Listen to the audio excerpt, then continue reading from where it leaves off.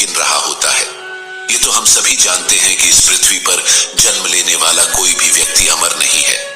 उसे इस पृथ्वी को छोड़कर एक न एक दिन जाना ही होता है।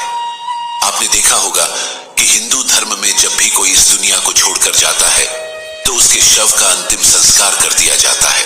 लेकिन क्या आपने कभी सोचा है कि शव को अकेला क्यों नहीं छोड़ा जाता? मृतक को नए कपड़े क्यों पहनाए जाते हैं? अंतिम यात्रा में राम नाम सत्य है क्यों बोला जाता? आखिर इस अंतिम यात्रा में मखाने और सिक्के क्यों फेंके जाते हैं?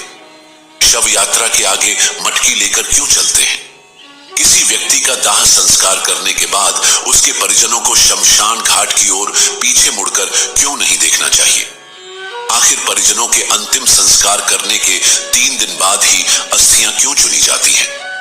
आखिर महिलाओं का शमशान घाट जाना वर्जित क्यों है? मरने के बाद शिशुओं को दफनाया क्यों जाता है? क्यों मृत्यु होने के बाद घर में पूजा पाठ करना वर्जित हो जाता है? आखिर क्या है इन प्रश्नों का रहस्य? तो आइए साथियों, आज की वीडियो में हम इसी विषय पर चर्चा करेंगे। साथियों, अगर आप भी इन सभी सवालों के जवाब स्पष्ट रूप से जानना चाहते हैं तो आप इस वीडियो को अंत तक जरूर देखिए। आज हम आपको विस्तार पूर्वक इन सभी सवालों के उत्तर देंगे। प्यारे साथियों, आज हम हमारे वजूद से जुड़ा एक बहुत बड़ा रहस्य जानेंगे। ये एक ऐसी गुत्थी है जिसे सुलझाने में साइंस आज तक नाकामयाब रही है, लेकिन इन सभी रहस्यों और सवालों के जवाब हमारे गरुड़ पुराण और भगवत गीता जैसे धर्म ग्रंथों में मिलते हैं। इस वीडियो के माध्यम से आज हम आपको यही बताने जा रहे हैं। तो चलिए बिना देरी किए आज की वीडियो शुरू करते हैं। नमस्कार साथियों, हमारा शरीर पंच महाभूतों अर्थात पृथ्वी, जल, अग्नि, वायु और आकाश से बना हुआ है और अंत में एक दिन इसी में मिल जाना है। इसीलिए मनुष्य कितना भी धन कमा ले, कितनी भी ख्याति अर्जित कर ले, एक दिन उसको सब कुछ यहीं छोड़कर जाना होगा।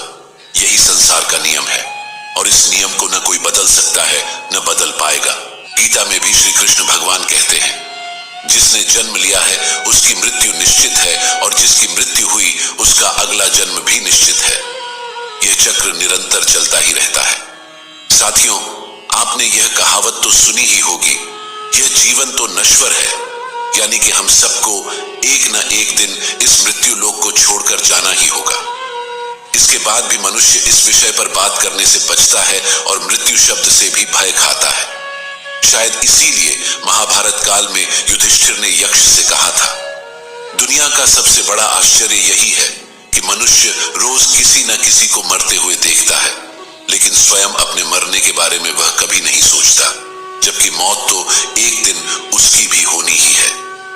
प्यारे साथियों, पहले हम यह जानने का प्रयास करेंगे कि मृत्यु होने के बाद मृत शरीर को यानी कि शव को अकेला क्यों नहीं छोड़ा जाता। प्यारे साथियों, आप और हम जिस लोक में रहते हैं उसे मृत्यु लोक कहा जाता है। मृत्यु लोक में मृत्यु के बाद अंतिम संस्कार से जुड़ी ऐसी कई बातें हैं जो हम नहीं जानते। मृत्यु लोक से मृत व्यक्ति के शव को विदा करने के कुछ नियम बनाए गए हैं, जिनका आधार आध्यात्मिक होने के साथ साथ वैज्ञानिक भी है। अगर आपने गौर किया हो तो यदि किसी व्यक्ति की मृत्यु सूर्यास्त के बाद होती है तो उसके परिजन रात बीतने का इंतजार करते हैं और अगले दिन जाकर ही शव को जलाते हैं। यदि शव को रात भर रखना पड़े तो उस दौरान जानकार लोग शव को अकेले नहीं छोड़ते, बल्कि कोई न कोई व्यक्ति शव के पास पूरी रात भर रहता है और सुबह दाह संस्कार पूर्ण होने तक शव की देखभाल करता है। प्यारे साथियों, पहले संक्षेप में यह जान लेते हैं कि किन परिस्थितियों में शव का दाह संस्कार नहीं करना चाहिए। गरुड़ पुराण में इस बात का भी स्पष्ट वर्णन है कि इन 3 स्थितियों में शव का दाह संस्कार उचित समय के लिए टाल देना चाहिए। पहली परिस्थिति, यदि व्यक्ति की मृत्यु सूर्यास्त के बाद होती है तो शव को रात भर घर में ही रखना चाहिए और अगले दिन सूर्योदय के बाद ही शव का दाह संस्कार करना चाहिए, अन्यथा आत्मा को सद्गति प्राप्त नहीं होती। दूसरी परिस्थिति, यदि किसी व्यक्ति की मृत्यु पंचक काल में होती है तो उस व्यक्ति के घर, परिवार, कुल या खानदान में 5 अन्य लोगों की भी मृत्यु हो सकती है। इसलिए धर्मशास्त्र के ज्ञानी इस समस्या के समाधान के रूप में आटे या पवित्र सूखी घास से 5 पुतले बनाते हैं और उन्हें शव के साथ ही अर्थी पर रखकर पूरे विधि विधान से पंचक दोष समाप्त करते हैं। इसके बाद ही अंतिम संस्कार किया जाता है। पंचक काल में अंतिम संस्कार किए जाने से आत्मा को मोक्ष प्राप्त नहीं हो सकता। तीसरी परिस्थिति, शव का अंतिम संस्कार तब नहीं करना चाहिए जब मृत व्यक्ति का पुत्र मुखाग्नि देने के लिए उपस्थित न हो और वह यात्रा करके पहुंचने वाला हो। पुराणों में इस बात को बहुत ही महत्वपूर्ण माना गया है कि यदि मुखाग्नि पुत्र के हाथों से दी जाए तो आत्मा को सद्गति प्राप्त होती है। साथियों, अब बिना देर किए यह भी जान लेते हैं कि मृत्यु के बाद शव को अकेला क्यों नहीं छोड़ना चाहिए। इसके पीछे क्या मान्यताएं और वैज्ञानिक तथ्य हैं? मृत्यु के बाद आत्मा 13 दिनों तक घर में निवास करती है। गरुड़ पुराण में बताया गया है कि मृतक का शव पूजनीय हो जाता है। ऐसे में दाह संस्कार से पहले शव को अकेला नहीं छोड़ा जाना चाहिए, अन्यथा यह आत्मा का अपमान होता है। गरुड़ पुराण में यह भी लिखा है कि यदि शव को चींटियां, कीड़े मकोड़े, कुत्ते या बिल्ली इत्यादि से हानि होती है तो ऐसे ही कष्ट आत्माओं को यमलोक के मार्ग में भी झेलने पड़ते हैं। इसलिए परिवारजनों की यह जिम्मेदारी बनती है कि मृतक के शरीर की सुरक्षा करें। रात के समय तामसिक शक्तियां अधिक प्रबल होती हैं। जब शरीर से आत्मा निकल जाती है तो शरीर निर्जीव हो जाता है। ऐसी स्थिति में अन्य बुरी शक्तियां शरीर को अपने वश में करने का प्रयास कर सकती हैं। इसकी संभावना को खत्म करने के लिए किसी व्यक्ति का मृतक के शरीर के पास रहना आवश्यक होता है। यदि वैज्ञानिक कारण की बात करें तो विज्ञान कहता है कि जिस क्षण आत्मा शरीर को छोड़कर अलग होती है उसी क्षण से शरीर का क्षय शुरू हो जाता है। इससे मृत शरीर से दुर्गंध आने लगती है।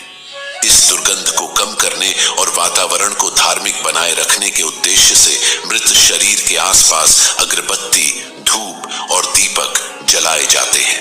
ऐसा करने की जिम्मेदारी उस व्यक्ति की होती है जो शव की देखभाल करता है। इस बात की भी संभावना होती है कि तंत्र मंत्र करने वाले लोग मृतक के शरीर को नुकसान पहुंचा सकते हैं, जिससे मृत आत्मा संकट में पड़ सकती है। इसलिए किसी भी तांत्रिक को मृत शरीर के पास नहीं आने देना चाहिए। साथियों, गरुड़ पुराण में भगवान विष्णु और पक्षीराज गरुड़ के बीच की बातचीत का वर्णन है। भगवान विष्णु बताते हैं कि यदि इन बातों का ध्यान नहीं रखा गया और शव का अंतिम संस्कार सूर्यास्त के बाद या रात में कर दिया गया तो उस व्यक्ति की आत्मा को असुर योनि या पिशाच योनि में जन्म मिलता है और उसे अनेकों कष्ट भोगने पड़ते हैं। व्यक्ति की मृत्यु और दाह संस्कार का समय कितना महत्वपूर्ण होता है, यह आप महाभारत काल की घटना से समझ सकते हैं। भीष्म पितामह बाणों की शैया पर लेटे हुए सूर्य के दक्षिणायन से उत्तरायण में आने का इंतजार कर रहे थे। इसके बाद ही उन्होंने अपना शरीर त्यागा, क्योंकि उत्तरायण काल में मृत्यु से आत्मा को सद्गति प्राप्त होती है। इसी कारण यदि कोई व्यक्ति रात में मर जाए तो ऐसी स्थिति में शव को रात भर घर पर ही रखा जाता है। सुबह का इंतजार किया जाता है और मृत शरीर को एक भी पल के लिए अकेला नहीं छोड़ा जाता। कोई न कोई व्यक्ति हमेशा शव की रखवाली के लिए मौजूद रहता है। साथियों, यही कारण है कि शव को अकेला नहीं छोड़ा जाता। प्यारे साथियों, अब हम जानेंगे कि मृतक को नए कपड़े क्यों पहनाए जाते हैं।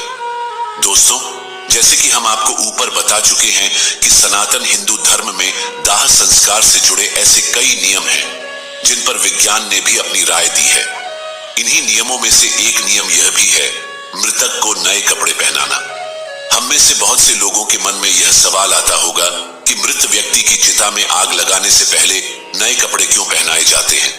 यदि नए कपड़े न पहनाए जाएं तो आत्मा का क्या होगा, आत्मा का कपड़े से क्या संबंध होता है। इसके साथ ही साथ हम यह भी जानेंगे कि मृत व्यक्ति के जो कपड़े परिवार के सदस्य निशानी के रूप में रख लेते हैं या उनकी याद में पहनते हैं, ऐसा करने से मृत आत्मा को क्या होता है और गरुड़ पुराण में इस विषय पर क्या कहा गया है। दोस्तों, हिंदू धर्म के अनुसार मृतक के शव को गंगा जल से नहलाकर नए वस्त्र पहनाकर उसे विदा किया जाता है। आइए पहले यह जान लेते हैं कि मृत व्यक्ति को दाह संस्कार से पहले स्नान क्यों करवाया जाता है। हिंदू धर्म के 18 पुराणों में से एक गरुड़ पुराण में इस बारे में विस्तार से बताया गया है। गरुड़ पुराण के अनुसार भगवत नाम एवं गोत्र का उच्चारण करते हुए मृत व्यक्ति को नहलाने की बात की गई है और यदि किसी कारणवश तीर्थ स्थल में अंतिम संस्कार नहीं हो रहा हो तो ऐसी स्थिति में मृतदेह को स्नान कराने के लिए पानी में गंगा जल मिलाकर स्नान करवाना चाहिए। इस दौरान यह ध्यान में रखें कि भगवत नाम जप का उच्चारण नहीं रुकना चाहिए, क्योंकि मंत्र उच्चारण करते हुए नहलाने वाले इंसान के हाथों से स्पर्श किया हुआ जल भी अभिमंत्रित हो जाता है, जिससे यह जल जहां भी पड़ता है अपने आसपास का वातावरण शुद्ध कर देता है। जब यही पवित्र जल मृत व्यक्ति के देह पर पड़ता है तो उस शरीर का रज तत्व और तम कणों का आवरण नष्ट हो जाता है और आत्मा का शरीर से मोह कम होता है। दोस्तों, जिस रज और तम कणों की बात हम यहाँ पर कर रहे हैं वह प्रकृति से ही उत्पन्न हुए 3 गुण हैं। पहला सतोगुण, दूसरा रजोगुण और तीसरा तमोगुण, जो अविनाशी जीवात्मा को शरीर में बांधते हैं। साथियों, इस बात को आसान शब्दों में समझे तो मृतदेह का अंतिम संस्कार से पहले इस प्रकार स्नान कराने से उसकी आंतरिक शुद्धि होती है। इसके बाद शरीर पर चंदन, तिल के तेल और घी का लेप लगाना चाहिए। फिर उस शव को नए वस्त्र पहना देना चाहिए। गरुड़ पुराण के अनुसार किसी भी शव को बिना वस्त्रों के नहीं जलाना चाहिए। मृतक के शरीर को वस्त्र से पूरी तरह ढक देना चाहिए और इस बात का विशेष रूप से ध्यान रखना चाहिए कि मृतक के वस्त्र नए हों, शुद्ध हों और सफेद रंग के हों। हिंदू धर्मशास्त्रों में सफेद रंग को शांति और पवित्रता का रंग माना जाता है, इसीलिए मृतदेह के शरीर को सफेद कपड़ों से ढका जाता है। सनातन धर्म में सफेद रंग को शुद्धता और मोक्ष का प्रतीक भी माना जाता है। गरुड़ पुराण में यह भी बताया गया है कि मृत व्यक्ति को पहनाए जाने वाले वस्त्रों को पहले थोड़ी देर धूप में रखना चाहिए और हो सके तो गोमूत्र या गंगा जल का छिड़काव करके उन्हें शुद्ध कर लेना चाहिए। ऐसा करने से कपड़ों के माध्यम से मृत व्यक्ति के शरीर के चारों ओर एक पवित्र कवच बन जाता है, जो शव को बुरी शक्तियों के संपर्क में आने से बचाता है। साथ ही साथ ऐसा माना जाता है कि मृतक यमलोक की नई यात्रा पर जा रहा है। ऐसे में नए वस्त्र पहनाकर ही उसे विदा किया जाना चाहिए।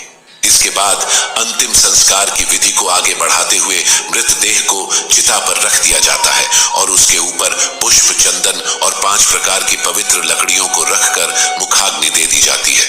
दोस्तों, दाह संस्कार के बाद अस्थियों की राख एवं अस्थियों को गंगा आदि पवित्र नदियों में प्रवाहित कर देना चाहिए। ऐसा करने से उस मनुष्य के सारे पाप धुल जाते हैं और उसकी आत्मा पाप मुक्त हो जाती है।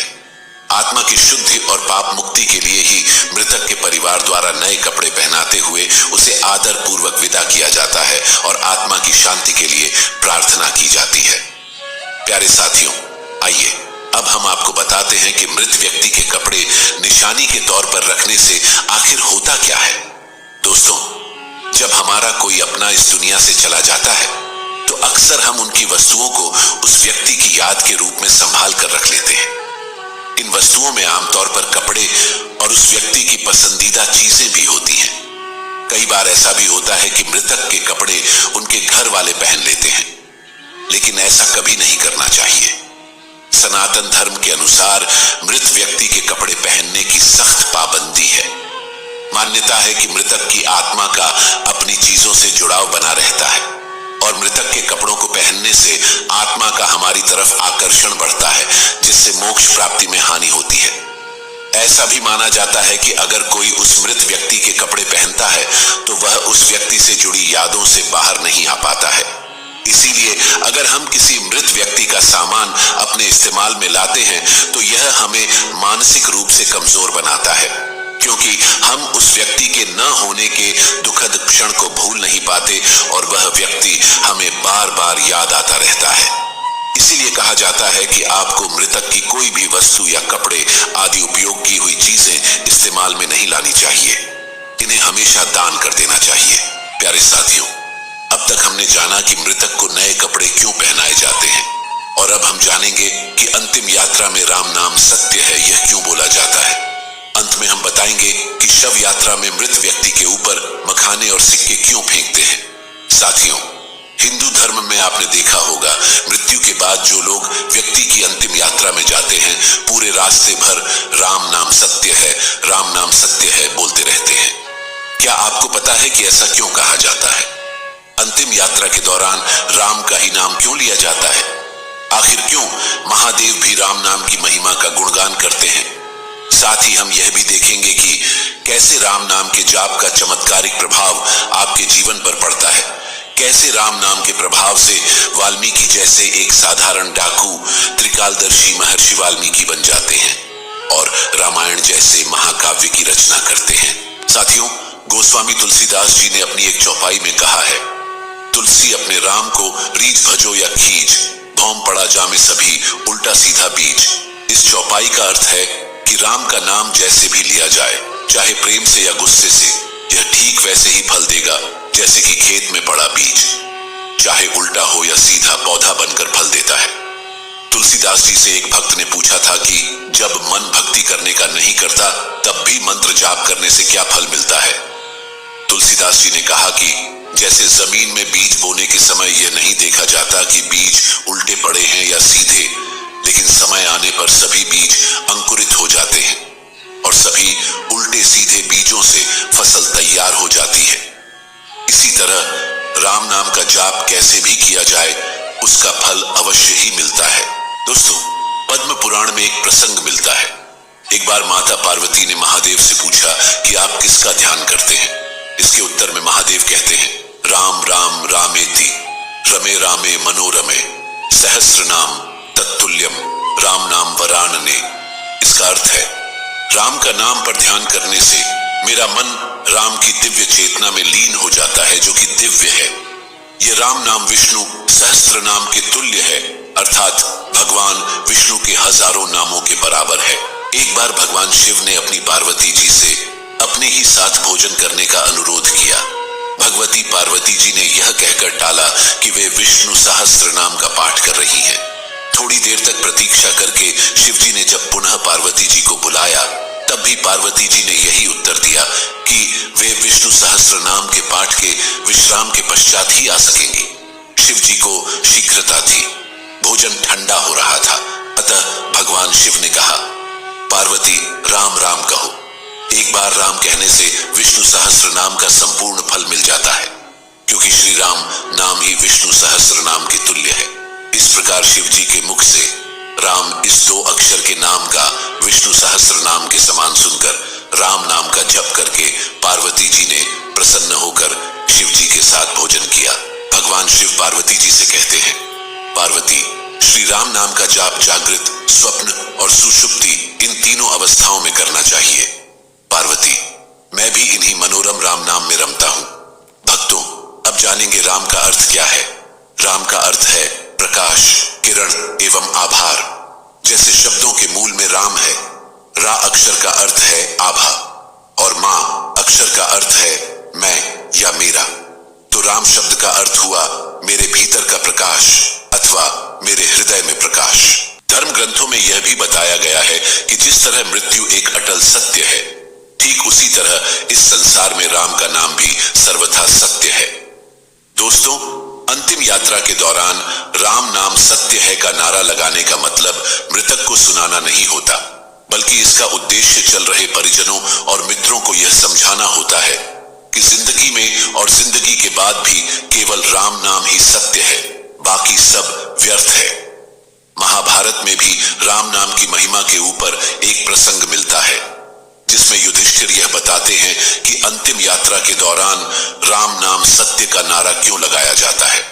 जब मृतक के शरीर को श्मशान ले जाया जाता है, तब उसके पीछे चल रहे लोग राम नाम सत्य है बोलते हैं, परंतु जब मृतक का संस्कार समाप्त हो जाता है और वह पंचतत्व में विलीन हो जाता है, इसके बाद साथ गए लोग जब वापस आते हैं तो वे राम नाम को भूलकर अपनी अपनी दुनिया में व्यस्त हो जाते हैं और उसकी संपत्ति को प्राप्त करने के लिए आपस में लड़ने लगते हैं। इसके आगे युधिष्ठिर कहते हैं कि हर मनुष्य अपने जीवन में कभी न कभी किसी न किसी की अंतिम यात्रा में अवश्य जाता है और राम नाम सत्य है का नारा लगाता ही है, परंतु श्मशान घाट के बाहर आते ही वह इस सत्य को भूल जाता है। मनुष्य इतनी बड़ी सच्चाई को प्रत्यक्ष देखकर भी स्वीकार क्यों नहीं करता? इस बात से बढ़कर इस दुनिया में आश्चर्य और क्या हो सकता है? प्यारे साथियों, आप सोच रहे होंगे कि केवल राम का नाम ही सत्य क्यों है। ऐसा इसलिए है क्योंकि जब राम नाम का जाप किया जाता है तब मृतक की आत्मा को मुक्ति मिलती है। ऐसा माना जाता है कि अंतिम यात्रा के दौरान राम का नाम बोलने से मृतक जन्म और मृत्यु के चक्र से मुक्त हो जाता है और उसे श्री हरि के चरणों में स्थान मिलता है। इतना ही नहीं, शास्त्रों में यह भी बताया गया है कि राम नाम जपने से मनुष्य के मन में बुरे विचारों का आना बंद हो जाता है। इसके प्रभाव से मनुष्य बुरे कर्म करना छोड़ देता है और सत्य के मार्ग पर चलने लगता है। राम नाम का जाप करने से मृतक के परिवार वालों को भी मृतक को भूलने में मदद मिलती है। जब भी किसी प्रिय की मृत्यु होती है तो लोग काफी निराश हो जाते हैं। ऐसी स्थिति में एक राम नाम ही वह मंत्र है जो उन्हें दुख की घड़ी से बाहर निकालने में मदद करता है। साथियों, आपको और हमें राम का नाम एक सामान्य नाम जैसा लग सकता है, लेकिन जब आप इसी शब्द को रामायण के संदर्भ से देखेंगे तो राम नाम बहुत विस्तृत हो जाता है। राम नाम का प्रभाव इतना है कि वाल्मीकि जैसे खूंखार डाकू को महर्षि बना सकता है। ऐसी मान्यता है कि महर्षि वाल्मीकि पहले रत्नाकर नाम के एक खूंखार डाकू थे। वाल्मीकि का जन्म लोभ प्रजाति में हुआ था। बाल्यावस्था में ही एक भीलनी ने उन्हें चुरा लिया था और भील समाज में ही उनका लालन पालन हुआ। भील परिवार के लोग जंगल के रास्ते से गुजरने वाले लोगों को लूटते थे। रत्नाकर ने भी अपने परिवार के साथ डकैती और लूटपाट का काम करना शुरू कर दिया। मान्यता है कि एक बार साधुओं की एक मंडली जंगल से गुजर रही थी। रत्नाकर ने साधुओं को लूटने और उनकी जान लेने का प्रयास किया, लेकिन साधुओं के तेजस्वी प्रभाव में आने के बाद उनमें बदलाव आया। उन्होंने अपने कर्मों के लिए माफी मांगी और साधुओं से अपने उद्धार का मार्ग बताने का आग्रह किया। साधुओं ने उन्हें तमसा नदी के तट पर राम नाम का जाप करने को कहा। दोस्तों, केवल राम नाम के जाप से उनके जीवन में ऐसा परिवर्तन हुआ कि वे त्रिकालदर्शी हो गए और श्री राम के जन्म से पहले ही उन्होंने 24,000 श्लोकों में रामायण की रचना कर दी। साथियों, तो ये थी हमारे राम नाम की महिमा। हमने अब तक समझा कि कैसे राम का नाम आपको भवसागर से पार कर सकता है। आइए साथियों, अब जानते हैं शव यात्रा में मखाने और सिक्के क्यों फेंके जाते हैं। दोस्तों, मखाना फेंकने का कारण है समाज को शिक्षा देना कि यह अहंकार त्यागने का समय है। मृत व्यक्ति को सामने देखकर समाज यह सीखे। मखाना को सांकेतिक रूप में इस्तेमाल किया जाता है, क्योंकि जिस तरह से मखाना बाहर से फूला हुआ होता है और दबाव डालने पर सिकुड़ जाता है, ठीक उसी तरह व्यक्ति जब जिंदा होता है तो कई चीजों के लिए बाहर से घमंडी हो जाता है, लेकिन मरने के बाद वह एक लाश बनकर रह जाता है। सिक्का फेंककर यह संदेश दिया जाता है कि जो इंसान जिंदगी भर उसके पीछे भागता रहा है, वह मरने के बाद अपने आसपास सैकड़ों सिक्के होते हुए भी उन्हें उठा नहीं सकता। हिंदू शास्त्रों के अनुसार मृत्यु के बाद व्यक्ति की आत्मा परमात्मा में लीन हो जाती है, इसलिए शव यात्रा देखना शुभ माना जाता है। शास्त्रों के अनुसार किसी की अंतिम विदाई देखने से व्यक्ति को पुण्य की प्राप्ति होती है। शव यात्रा के महत्व को गरुड़ पुराण में इस तरह लिखा गया है कि यदि कोई व्यक्ति किसी मृत व्यक्ति को कंधा देता है तो उस व्यक्ति को एक यज्ञ के बराबर का पुण्य मिलता है। प्यारे साथियों, अब हम जानेंगे कि मृत व्यक्ति को श्मशान ले जाते समय उसकी अर्थी के आगे एक व्यक्ति मटके में क्या लेकर चलता है, जिसका संबंध मृत व्यक्ति की शादी के फेरों से कैसे होता है। इसके बाद आप जानेंगे कि मुखाग्नि देने से पहले पानी से भरे मटके को गिराकर तोड़ा क्यों जाता है तथा शव को जलाते समय उसके सर पर डंडा क्यों मारा जाता है। साथियों, मृत्यु लोक में जन्म लेने वाले हर जीव जंतु को एक समय के बाद यह लोक छोड़ना ही पड़ता है। उनकी मृत्यु जन्म लेने के साथ ही निश्चित हो जाती है। यही पृथ्वी लोक का सबसे बड़ा सत्य है। प्राणी की आयु क्षण प्रति क्षण घटती रहती है, लेकिन कितनी बड़ी विडंबना है कि मनुष्य इस सत्य को जानकर भी महसूस नहीं कर पाता। हर व्यक्ति को कल आने की उम्मीद बनी रहती है। हिंदू धर्म में व्यक्ति की मृत्यु के बाद शव का दाह संस्कार किया जाता है। हिंदू धर्म में जन्म से लेकर मृत्यु तक 16 संस्कार होते हैं और इनमें से सबसे अंतिम संस्कार है दाह संस्कार, जो व्यक्ति के मरने के बाद उसके परिजनों द्वारा किया जाता है। इस संस्कार के अंतर्गत वेदों में कई नियम बताए गए हैं, जो मान्यता अनुसार आत्मा को मुक्ति दिलाने के लिए जरूरी होते हैं। ये नियम बड़े विचित्र हैं। अधिकतर लोगों को इसकी सही जानकारी नहीं होती और अगर होती भी है तो आधी अधूरी। गरुड़ पुराण में बताए गए यह केवल मान्यताएं नहीं है, बल्कि इनका आधार आध्यात्मिक और वैज्ञानिक दोनों ही है। आजकल लोग इन रीति रिवाजों के पीछे छुपे कारण को नहीं जानना चाहते, और जो जानना चाहते हैं उन्हें सही जानकारी उपलब्ध नहीं हो पाती। आज हम आपको अंतिम संस्कार से जुड़े कुछ अजीबोगरीब नियम और मान्यताओं के बारे में बताएंगे, और साथ ही साथ उनका आध्यात्मिक और वैज्ञानिक कारण भी स्पष्ट करेंगे। दोस्तों, आज देखने को मिलता है कि हम में से कई लोग अपनी पुरानी मान्यताओं को अंधविश्वास मानते हैं और वैज्ञानिक तर्क देकर धर्म के किसी भी उल्लेख को नजरअंदाज कर देते हैं। पतली रस्सी में बंधी मटकी और उससे निकलता हुआ धुआं आपने भी हिंदू शव यात्राओं में देखा होगा। इस मटकी को हाथ में पकड़कर मृतक का कोई परिजन शव यात्रा में सबसे आगे चलता है। फिर शमशान घाट पहुंचकर इसी मटकी की अग्नि को घास पर रखकर सुलगा दिया जाता है और इसी से मृतक का दाह संस्कार किया जाता है। यानी कि घर से लाई गई इसी अग्नि से मृतक का शरीर जलाया जाता है। मृतक के घर से लाई गई अग्नि से ही अंतिम संस्कार करने के पीछे एक खास वजह है। दरअसल दूल्हा दुल्हन जिस अग्नि के फेरे लेकर वैवाहिक जीवन में प्रवेश करते हैं, उस अग्नि को मंत्रोच्चारण से घर में स्थापित कर दिया जाता है। अनजान व्यक्ति इसी अग्नि का उपयोग घर, यज्ञ, पूजन इत्यादि में पूरे जीवन करता है। यहां तक कि मरने के बाद भी इसी अग्नि से ही दाह संस्कार किया जाता है।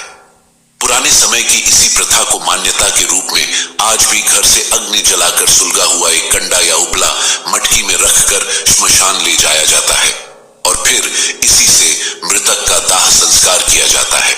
आइए अब बात करते हैं कि मुखाग्नि देने से पहले पानी से भरे मटके को गिराकर तोड़ा क्यों जाता है। दोस्तों, अंतिम संस्कार के दौरान शव को चिता पर लिटाकर मृत व्यक्ति का पुत्र या कोई अन्य परिजन पानी से भरा घड़ा अपने कंधे पर रखकर चिता के चारों तरफ परिक्रमा करता है। इस घड़े में एक छेद होता है जिससे पानी निरंतर गिरता रहता है। परिक्रमा करने के बाद यह घड़ा जमीन पर गिराकर तोड़ दिया जाता है, जिसके बाद ही शव को अग्नि दी जाती है। आइए जानते हैं ऐसा करने का धार्मिक और वैज्ञानिक क्या कारण है। दोस्तों, शास्त्रों के अनुसार हर चीज नश्वर है। सजीव से लेकर निर्जीव तक सभी एक निश्चित समय पर नष्ट हो जाते हैं। हिंदू धर्म के अनुसार जीवन एक छेद वाले घड़े की तरह है, जिसमें आयु रूपी पानी हर पल टपकता रहता है, और ऐसे ही बूंद बूंद करके मटके से गिरते गिरते वह पानी कुछ ही समय में खत्म हो जाता है। ठीक वैसे ही जैसे किसी जीव की आयु भी एक निश्चित समय पर समाप्त हो जाती है। जब आयु खत्म हो जाती है तो निष्प्रभ से मोह टूटता है। दोस्तों, अगर आपको ऐसा लगता है कि इसके पीछे सिर्फ अंधविश्वास है, तो आपको बता दें कि ऐसा बिल्कुल भी नहीं है। दरअसल इसके पीछे एक ठोस वैज्ञानिक कारण है। पुराने समय में श्मशान घाट नहीं हुआ करते थे। ऐसे में शव को खेतों में जलाया जाता था। मटके में पानी भरकर शव के चारों ओर घूमने के पीछे वैज्ञानिक कारण यह रहता था, ताकि जब शव को जलाया जाए तो आग केवल उसी क्षेत्र में रहे, आगे न फैले। इसी वजह से परिक्रमा के दौरान पानी गिराकर वहां की जमीन को गीला किया जाता था। दोस्तों, अंतिम संस्कार से जुड़ा एक नियम और भी विचित्र है, जिसके अंतर्गत जब मृत व्यक्ति का शव चिता पर जल रहा होता है तो उसके सर पर जोर से डंडा मारा जाता है। इस क्रिया को कपाल क्रिया कहा जाता है। कपाल क्रिया जितनी विचित्र है, उतनी ही महत्वपूर्ण भी है। आइए अब बताते हैं इसका आध्यात्मिक और वैज्ञानिक कारण। गरुड़ पुराण के अनुसार शव को जलाते समय यदि उसका कोई अंग शेष रह जाए तो इसे अशुभ माना जाता है। शास्त्रों के अनुसार दाह संस्कार की क्रिया से मृत व्यक्ति का अगला जीवन प्रभावित हो सकता है। इसलिए घी और कपूर के प्रयोग से शव को पूरी तरह जलाया जाता है। कई बार पूरा शरीर जल जाने पर भी सर नहीं जल पाता, इसलिए डंडे से प्रहार करके उसे फोड़ दिया जाता है, जिससे वह पूरी तरह जल जाए। डंडे से प्रहार खोपड़ी के बीचों बीच किया जाता है, जहां पर ब्रह्मरंध्र होता है। धार्मिक मान्यताओं के अनुसार जिस व्यक्ति का ब्रह्मरंध्र भेद दिया जाता है तो उसे स्वर्ग मिलता है। कभी कभी यह भी संभव है कि अंतिम संस्कार के समय यदि खोपड़ी पूरी तरह न जले तो तांत्रिक इसे अपने साथ ले जाकर तंत्र क्रियाओं में इसका उपयोग करते हैं। ऐसे में मृत व्यक्ति की आत्मा को बहुत कष्ट पहुंचता है और मृतक के परिवार पर भी संकट आता है। दोस्तों, अब आपको बताते हैं कि सर पर डंडा मारने के बारे में विज्ञान क्या कहता है। विज्ञान के अनुसार खोपड़ी की हड्डी इतनी मजबूत होती है कि उसे आग में पूरी तरह जलकर राख होने में बहुत समय लगता है। ऐसे में उसके अधजला रह जाने की काफी संभावना होती है। कभी कभी कोई जंगली जानवर उस बचे हुए हिस्से को अपने साथ ले जाता है। वे इसे कहीं भी फेंक देते हैं, जिससे पर्यावरण प्रदूषित होता है। इसी कारण से शव को पूरी तरह जलाने के लिए सर पर डंडा मारकर फोड़ दिया जाता है। ऐसा माना जाता है कि शव यात्रा देखना सुखद एवं मंगलमय भविष्य का सूचक है। मान्यता यह भी है कि यदि काम पर जाते समय शव यात्रा दिख जाए तो अधूरे काम पूरे होने की संभावनाएं बनने लगती हैं। दुखों का नाश और सुखी जीवन का आगाज होता है। जो आत्मा शरीर से तुरंत निकली होती है वह अपनी अर्थी के साथ चल रही होती है और जो उसे प्रणाम करता है उसे आशीर्वाद देती है, जिससे व्यक्ति के पुण्य बढ़ते हैं। साथियों, ये थे हमारे अंतिम संस्कार के कुछ खास नियम जिनका पालन करना जरूरी होता है। अन्यथा ऐसा माना जाता है कि अगर इन नियमों के पालन में किसी प्रकार की लापरवाही हुई तो मृतक की आत्मा को बड़े कष्ट उठाने पड़ते हैं। इसी कड़ी में यह भी बताया गया है कि दाह संस्कार करने के बाद उसके परिजनों में से किसी को भी पीछे मुड़कर श्मशान घाट की तरफ नहीं देखना चाहिए। साथियों, गरुड़ पुराण में भगवान विष्णु ने पक्षीराज गरुड़ को मृत्यु लोक के रहस्य, मरणोपरांत आत्मा की गति, प्राणियों की मृत्यु इत्यादि के बारे में सब विस्तार से बताया है। मृत व्यक्ति के शरीर को छोड़ने के बाद आत्मा कब, कितने समय, कहां रहती है, इस बारे में बताते हुए भगवान विष्णु ने यह भी बताया है कि किसी व्यक्ति का दाह संस्कार करने के बाद उसके परिजनों अर्थात परिवार वालों को श्मशान घाट की ओर पीछे मुड़कर कभी नहीं देखना चाहिए। असल में दाह संस्कार करने के बाद शरीर तो जल जाता है, लेकिन आत्मा का अस्तित्व रहता है। गीता में भी यही बताया गया है कि आत्मा को कोई शस्त्र काट नहीं सकता, आग जला नहीं सकती, जल गीला नहीं कर सकता और वायु सूखा नहीं सकती। यही आत्मा शरीर के जन्म से लेकर मृतक के अंतिम संस्कार तक के सारे कर्मों को खुद अपनी आंखों से देखती है। गरुड़ पुराण में आगे बताया गया है कि आत्मा का अपने स्वजनों के साथ मोह बना रहता है। आत्मा के मोहग्रस्त होने पर व्यक्ति की आत्मा अपने परिजनों के आसपास ही भटकती रहती है। इस स्थिति में मृतक की आत्मा को मुक्ति मिलने में काफी कठिनाई होती है। इसीलिए ऐसी स्थिति में इस मोह का टूटना बहुत जरूरी है, क्योंकि अगर ऐसा नहीं हो तो मृतक की आत्मा का परलोक गमन नहीं हो पाता और वह प्रेत योनि में ही बंध कर रह जाती है। मृतक की आत्मा और परिजनों के मध्य इस मोह को तोड़ने के लिए यह स्पष्ट आदेश है कि दाह संस्कार के बाद कोई भी स्वजन पीछे मुड़कर न देखे, जिससे मृतक की आत्मा को ऐसा लगे कि उसके परिजन अब उससे मोह नहीं करते और वे उसे अग्नि को समर्पित कर अपने सांसारिक जीवन में वापस जाना चाहते हैं। परंतु यदि किसी ने पीछे मुड़कर देखा तो मृतक की आत्मा को यह लगेगा कि परिजनों के अंदर अभी भी मृत व्यक्ति के प्रति बहुत लगाव है और वह आत्मा वापस लौटने का प्रयास करती है। लेकिन अगर किसी ने पीछे मुड़कर नहीं देखा तो मृतक की आत्मा को यह समझने में आसानी होगी कि उसका इस लोक में समय पूरा हो गया और वह अपने मन को दूसरे लोक में जाने के लिए तैयार कर ले। मृत व्यक्ति की आत्मा के मोह को भंग करने के उद्देश्य से और भी कई कर्मकांड हैं जो 13 दिन तक किए जाते हैं। पीछे मुड़कर न देखना शुरुआती चरण में आता है। श्मशान में जलती चिता की ओर पीछे मुड़कर देखने पर मृतक की आत्मा जीवित व्यक्ति को प्रभावित करके सताने भी लग सकती है। बच्चे आत्मा के प्रभाव में जल्दी आ जाते हैं। इसीलिए यदि बच्चे श्मशान घाट गए हों तो श्मशान से लौटते समय बच्चों को सबसे आगे रखना चाहिए। दाह संस्कार के बाद पीछे मुड़कर न देखना आत्मा को एक प्रकार का संदेश देना होता है कि अब मृत व्यक्ति की आत्मा का उसके परिजनों से संबंध तोड़ने का समय आ गया है।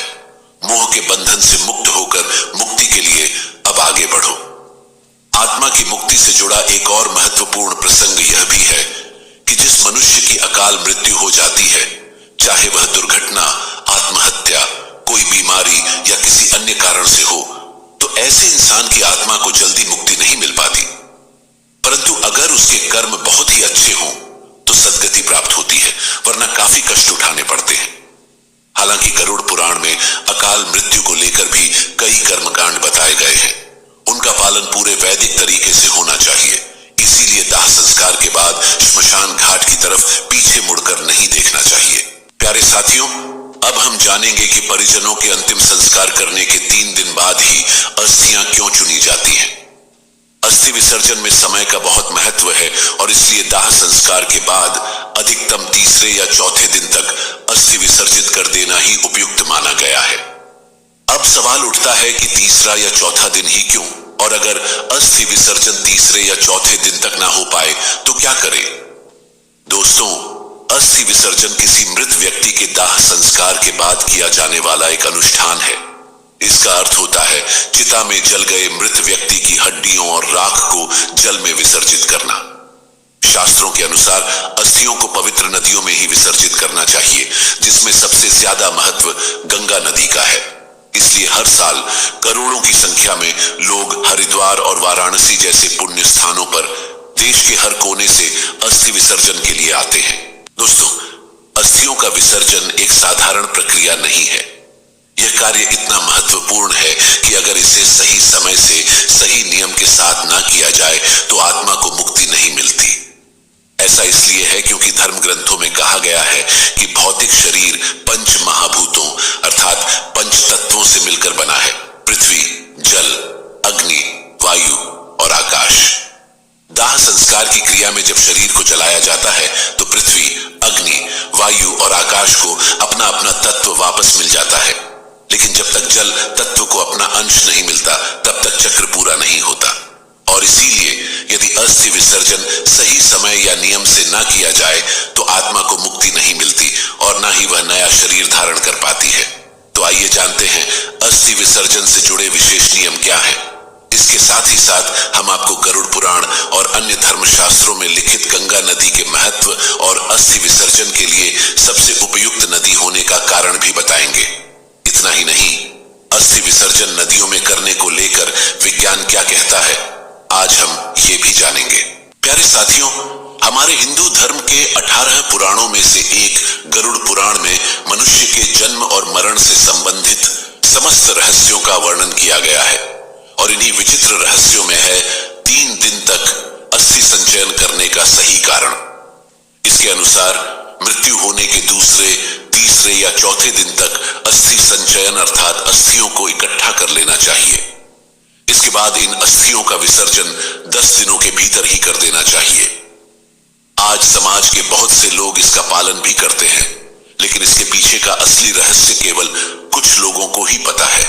गरुड़ पुराण में स्पष्ट लिखा है कि जिस व्यक्ति ने चिता को आग लगाई हो उसे अस्थियों का संचयन चौथे दिन करना चाहिए, और अन्य लोग जिन्होंने चिता को मुखाग्नि नहीं दी है उन्हें अस्थियों का संचयन दूसरे या तीसरे दिन ही कर लेना चाहिए।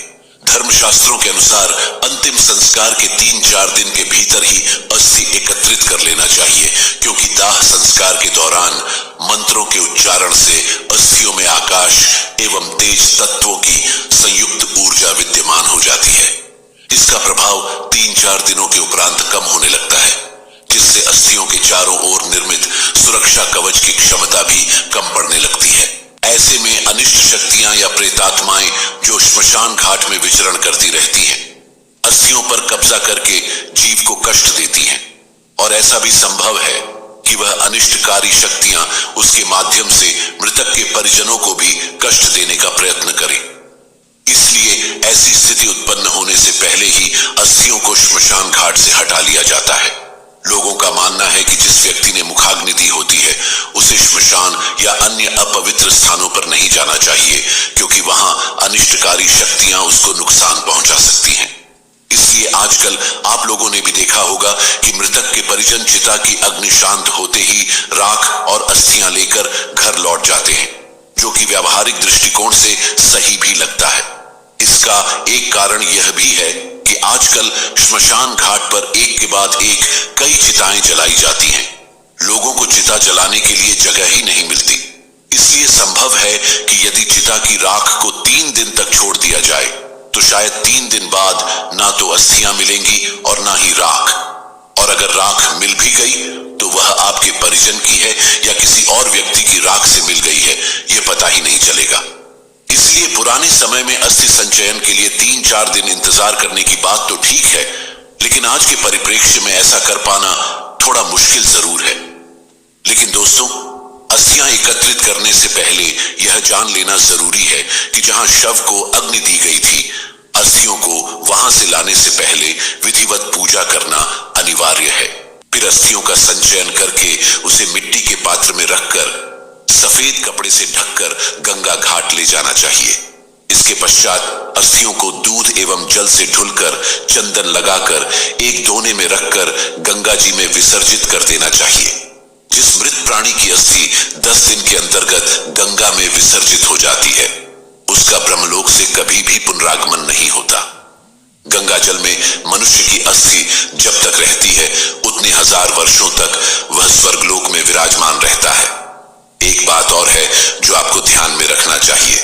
जिस दिन अंतिम संस्कार किया गया हो, उस दिन से लेकर अगले 13 दिनों तक, जब तक आत्मा के निमित्त किए जाने वाले श्राद्ध और पिंडदान पूरा नहीं हो जाता, तब तक घर में पवित्रता का वातावरण बनाकर रखना चाहिए। मुख्य रूप से उस व्यक्ति को जिसने चिता को मुखाग्नि दी हो। इस अशौच काल के दौरान घर में पूजा पाठ या कोई मांगलिक कार्यक्रम इत्यादि नहीं किया जाना चाहिए। इसके साथ ही घर के सारे सदस्यों को शारीरिक संबंध बनाने से भी दूर रहना चाहिए। इस दौरान मृतक को शुद्धता से बनाए गए उसकी रुचि का खाना और पानी पूरे 13 दिनों तक पीपल के पेड़ में बंधे मिट्टी के बर्तन में हर रोज देना चाहिए। इसके अलावा यह भी बताया गया है कि मृत्यु के दिन से 10 दिन तक किसी योग्य ब्राह्मण से गरुड़ पुराण सुनना चाहिए और यह पाठ उसी स्थान पर करें जहां अंतिम बार मृत व्यक्ति के शव को रखा गया था। साथ ही इसका भी ध्यान रखें कि यह पाठ सूर्यास्त से पहले ही खत्म हो जाए। धर्मशास्त्रों के अनुसार यदि किसी कारण अस्थि विसर्जन 10 दिनों तक ना हो पाया हो, तो अस्थि विसर्जन तीर्थ श्राद्ध पूर्ण होने के बाद ही किया जाना चाहिए। चलिए अब जानते हैं कि गंगा जैसी पवित्र नदियों में ही अस्थियों को विसर्जन क्यों किया जाता है। दोस्तों, मां गंगा में अस्थियों के विसर्जन को लेकर कई कथाएं प्रचलित हैं। इससे जुड़ी पौराणिक मान्यताओं की एक कहानी आप में से कुछ लोगों को शायद पता होगी। अगर नहीं तो आइए जानते हैं। इस पौराणिक कथा के अनुसार राजा शांतनु और मां गंगा का विवाह हुआ। जब मां गंगा से राजा के पुत्र पैदा हुए तो एक एक करके पूरे 7 पुत्रों को माता गंगा ने गंगा नदी में प्रवाहित कर दिया। राजा यह सब देखकर भी वचन में बंधे होने के कारण मां गंगा को नहीं रोक सके। लेकिन जब 8वें पुत्र की बारी आई तो उन्होंने ऐसा करने की वजह पूछी, जिस पर मां गंगा ने उत्तर दिया कि जिन 7 बच्चों को उन्होंने गंगा नदी में प्रवाहित किया था, वे सब देवता थे जो श्राप के कारण मृत्यु लोक में जन्मे थे। उनके उद्धार के लिए गंगा नदी में विसर्जित करना ही एकमात्र उपाय था। इसी मान्यता के अनुसार अस्थियों को गंगा नदी में विसर्जित किए जाने का प्रचलन शुरू हुआ। विज्ञान के अनुसार अस्थि विसर्जन नदियों में होने के कुछ लाभ भी हैं।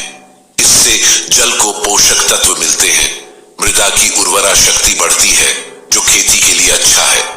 अस्थि विसर्जन से पानी की गुणवत्ता में भी सुधार होता है।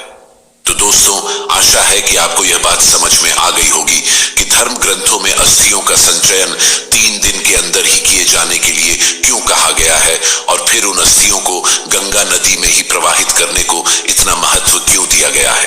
प्यारे साथियों, आज के लिए बस इतना ही। उम्मीद करते हैं हमारे द्वारा दी गई जानकारी आपको पसंद आई होगी। साथियों, अगर यह वीडियो आपको पसंद आई हो तो लाइक और शेयर जरूर कीजिएगा।